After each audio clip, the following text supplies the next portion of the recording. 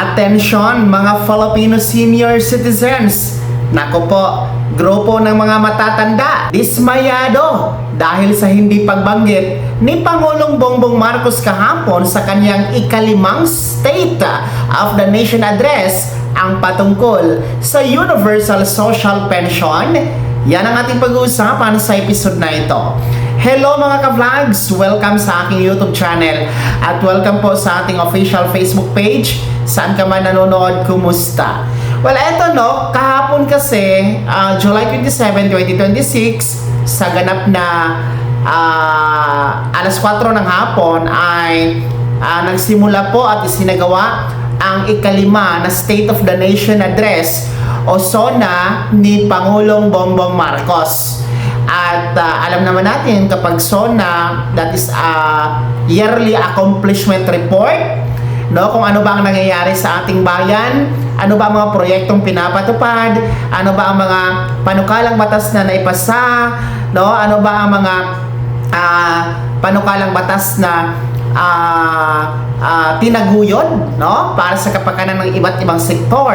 So it's all about yearly report ng accomplishment at ongoing accomplishment ng ating current administration. Gayunpaman, mismo ako nakatutok kahapon, no, sa buong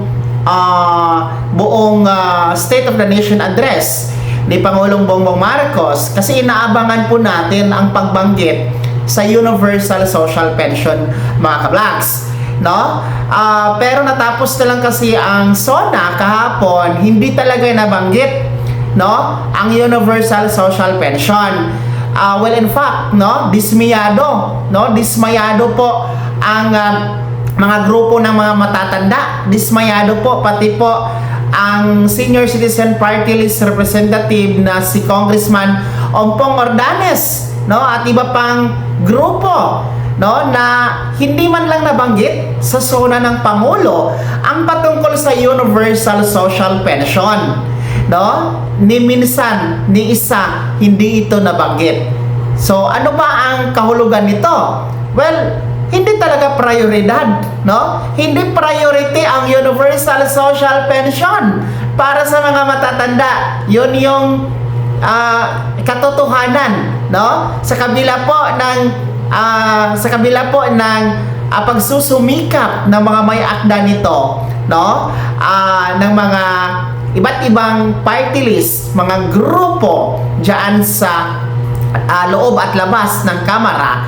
Well, useless pa rin kasi kahit naman ito'y papasa o lulusot sa Senado, sa Kamara, kung hindi naman suportado ng administrasyon, ng presidente, useless pa rin. Kasi siya yung last na pipirma para maging ganap na batas.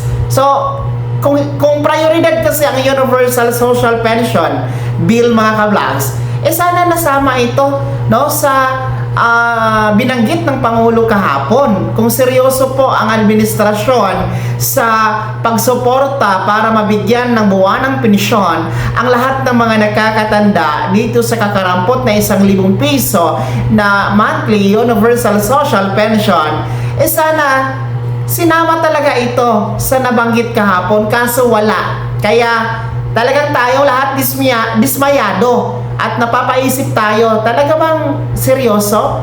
No? Talaga bang suportado ng administrasyon ang pagsasabatas sa Universal Social Pension Bill bago man lang magtapos ang kanyang termino? Well, alalahanin natin, 2 taon na lang po ang termino ng Pangulong Marcos, no? By 2028 ay matatapos na po ang kanyang termino.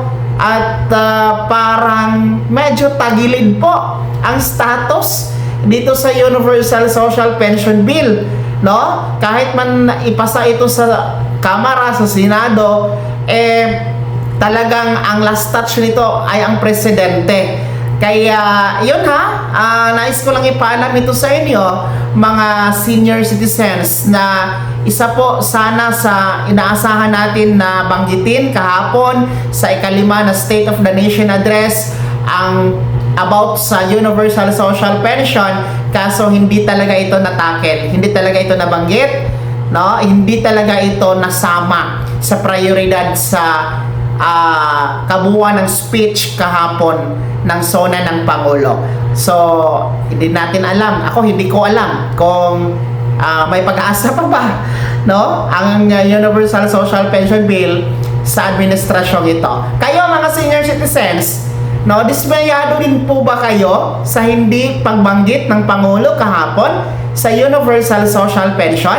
Pangalawa, naniniwala po ba kayo na seryoso ang administrasyon at ang pamahalaan natin para sa pagsasabatas sa Universal Social Pension Bill? Ibahagi niyo po sa comment section na nasa baba. Maraming salamat sa pagtutok. God bless. Mag-ingat mga ka-vlogs.